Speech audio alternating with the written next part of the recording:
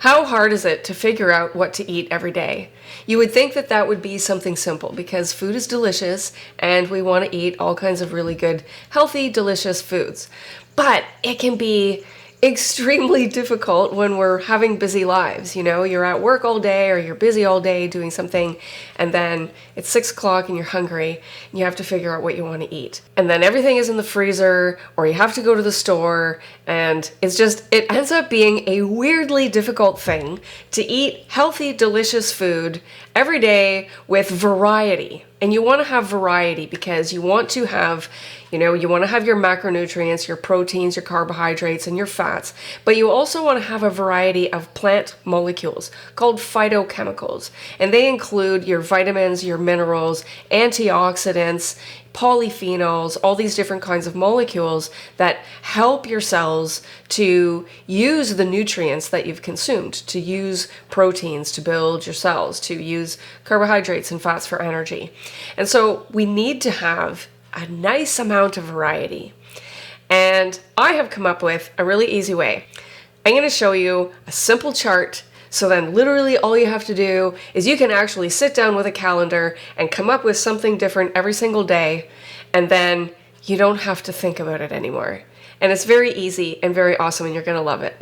First, I want to show you this approximate ratio of macronutrients. Okay, so as I said, your macronutrients are your proteins, your fats, and your carbohydrates. Now, when we look at this chart, these are approximate proportions or ratios of these molecules that you would want to have if you're trying to lose weight, if you're just maintaining your weight, or if you're trying to gain muscle. Okay, a few basic things. When we want to lose weight, if you increase your protein intake and decrease the carbohydrate intake, this will help you lose weight for two main reasons. Number one, protein will decrease your appetite. It will help you naturally to eat less food overall. And carbohydrates stimulate insulin production, and insulin is what tells your body to store fat. So we want to keep our insulin under control. I have other videos that talk about more details about that. And we want to increase our protein a little bit to help with that appetite control. When you're maintaining your body weight, then you can see that approximately half of your diet is going to be carbohydrates. But I want to point out that your carbohydrates are not just starches, and I'll talk about that a bit more in a second. And your fats and your proteins are somewhere approximately equal. And then if you're trying to gain muscle, you want to have a certain amount of protein, but you also need more carbohydrates. So when you're actively exercising, it is better for your body to have more energy. You have better workouts, and then you can maintain your glycogen storage in your muscle, and then you will have more energy to build the muscle tissue after your workouts. Okay, so that's just a general ratio proportion of your macronutrients. Now, when we look at our carbohydrates, we have simple carbs and we have complex carbs. Simple carbs are your sugars. So these are things like fruit and jam and dried fruit, your honey, syrup, table sugar, any of those kinds of things are going to be your simple carbohydrates.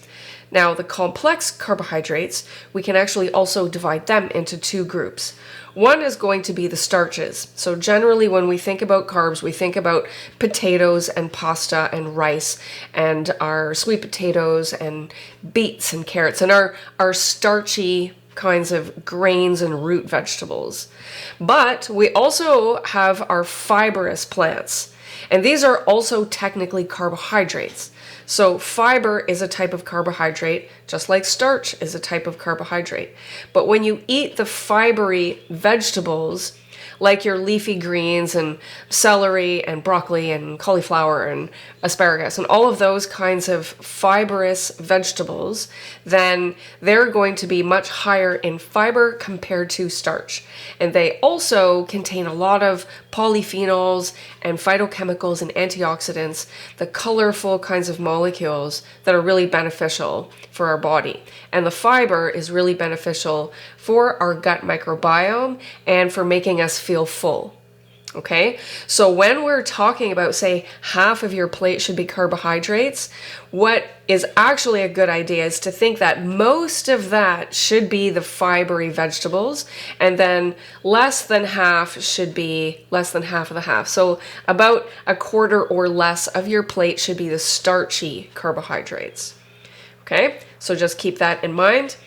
When we talk about fats, we don't generally have to try very hard to incorporate into our diet. If you're a meat eater, you're going to get all kinds of fats with the meats that you eat, or eggs or fish or any of those things will also naturally contain fats. And then we have our oils, or the fats that we cook with. And we want to make sure those are healthy fats. So you want to cook with a saturated fat like a coconut oil, or even lard. If you make lard, boil pig belly fat, let it cool, and then you scrape the top off. That's beautiful lard. Don't get the lard in the grocery store that's in a box on the shelf. That's hydrogenated vegetable oil, and that's not good. So we want to make sure that our fats are healthy and the fats that you cook with are healthy. And then we have our proteins. So proteins can be divided up into generally our plant proteins and our animal proteins. So if you're an omnivore and you eat plants and animals, or if you're a vegetarian and you only eat plants, you can still use this simple and easy chart. You'll just modify it, okay? So in this video, I'm going to assume that you eat meat, but you can modify it however you want. So when we look at our proteins that come from animals, that's going to be our beef and chicken and fish and eggs and dairy like yogurt and cheese. Okay, so those are those proteins. Then when we look at our plant proteins, that's going to be our beans and lentils, legumes, our grains, whole grains, and then also the nuts and seeds. Okay, so now those categories, notice that the beans, legumes, and the grains, they contain protein, but they also contain carbohydrates. And then our nuts and seeds, they contain protein, but they also contain fat. Okay, so when we look at this really simple, awesome chart, I'm going to put things in a category of proteins, our carbohydrates, our starchy carbohydrates, and our vegetable carbohydrates. There's not a fat category because you can usually work that out anyway. Okay. If you do food combining, you can still use this chart. Okay, so food combining usually means that you're not going to eat protein and starchy carbs together. Okay, so if you like to do this, if you like to do proteins with vegetables, like meat and vegetables together, and then starches and vegetables together, and generally fats can go with both of those. Okay, or if you're eating fruit, generally we want to eat fruit by itself because fruit is very easy to digest and we want to assimilate all those good molecules without, over digesting it. So fruit with like a little bit of oatmeal or some yogurt, something very easy to digest is good, but you don't want to have fruit with like a big heavy steak dinner. Okay, so if you're food combining, this chart is still very handy. Here's an example of a chart, and this includes all kinds of different proteins, some starches, and then the fibrous vegetables. And so if you think about this as being like a dinner time meal kind of thing, and again, if you do food combining where you don't put starches with your proteins, you can just alter your chart selection so that you're just picking from the columns that you want.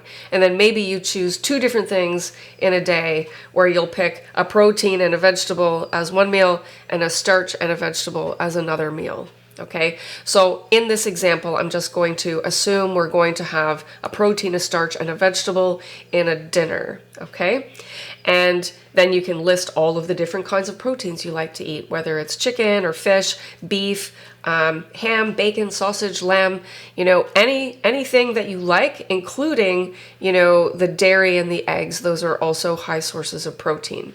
Now, in my chart, I have put the lentils and the beans and the, those kinds of things in the starches. So they do contain protein and starch. You can put them in whichever column that you prefer. So for me, I put them in the starch column. And also in the starches is the potatoes and rice and quinoa and oatmeal and, barley, pasta, breads. And again, if you don't eat gluten or you eat gluten-free bread or you don't eat bread at all, just modify your chart to contain the foods that you like to eat. And then the last column is the vegetables, and that includes our onions, garlic, and all the leafy greens, salad foods, and Brussels sprouts, and all of those delicious vegetables. Now, you can combine these categories into hundreds of different combinations. Okay, so for example, you could have chicken legs and thighs with some rice, and you can have broccoli. And then the next day, you can have steak with some potatoes and onions and green pepper. And then another day, you could have eggs. Eggs is a great way to eat vegetables, by the way. Mix a whole bunch of different spinach and onions and mushrooms and tomatoes and green peppers. All kinds of things go really great in an omelet. Sprinkle it with cheese. That's a very delicious, fast meal. And you can combine anything you like and then just make a big giant list of all kinds of different combinations. You can even write them all on a piece of paper and put them in 3 jars and take something from each jar. Okay, presto, tonight I'm gonna have sausage with chickpeas and green beans. Now the next way that you can add variety is how you cook these things. Here is a list of a bunch of different ways that you can put those foods together. Now let's stick with our chicken rice broccoli example.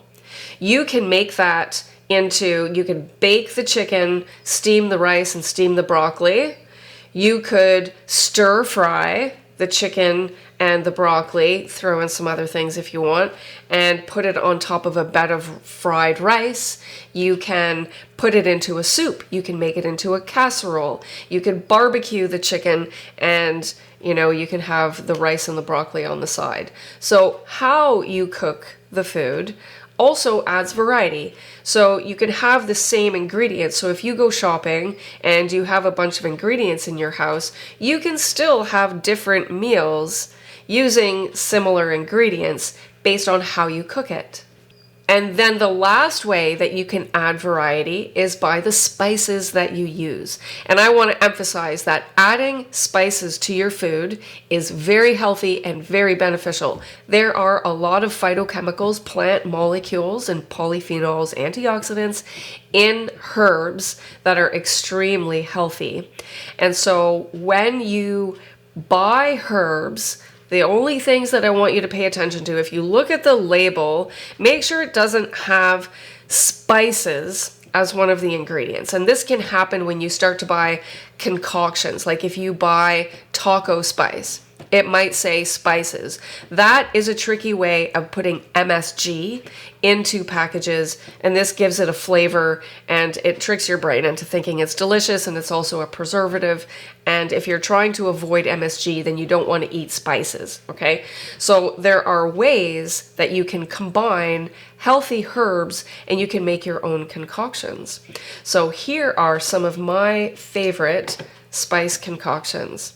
So I have an Italian mixture, a Southwest mixture that goes great on all kinds of meats, barbecue combinations, and then you can also mix the barbecue combinations with a little bit of like tomato sauce, some brown sugar, and some vinegar, and then you have a barbecue sauce. Look at the ingredients of barbecue sauces in the store. They unfortunately contain a lot of things that you don't want to eat, like hydrogenated or, the MSG, the spices, but also modified and hydrogenated kinds of fats. You don't want to eat those. But it's quite easy to make your own mixtures, put them into jars, and then you just have your own mixtures. Poultry spice is really great. I use this one all the time. A stew concoction that includes your rosemary, oregano, basil, onion, garlic kind of combination. And then here's a recipe for taco seasoning that includes chili powder, garlic, onion, paprika, pepper, and oregano. That is a really delicious combo. Cajun mixture, fish seasoning. And the fish seasoning includes like the mustard powder, lemon balm. If you grow your own herbs, you can grow your own dill, lemon balm, oregano, parsley, basil, rosemary, chives. A lot of these things are quite easy to grow, and a herb garden is really fun. And then we have our curry combo, which is another staple in our house. So how you combine your foods, how you cook the foods, and then how you spice and flavor your foods can give you a massive myriad of food, dinner, meal ideas. So make up your own chart, make up your own combinations. See, here's a challenge. See if you can come up with 30 different meals in a month, so that you have a new meal each day, or every couple of days. You can make big meals and have leftovers so that you don't even have to cook all the time, right? And then if you have it in a chart or in a calendar, then you can look the next day like, oh, the next day I'm going to need some lamb chops, and then you can take them out of the freezer the night before and thaw them out, or you can go to the store and pick up stuff. If you can see a few days ahead, you can combine your meals so that, if you use an onion one day and you have half an onion left, the next meal can include the other half of the onion, so have fun with it and enjoy your delicious, healthy variety of meals.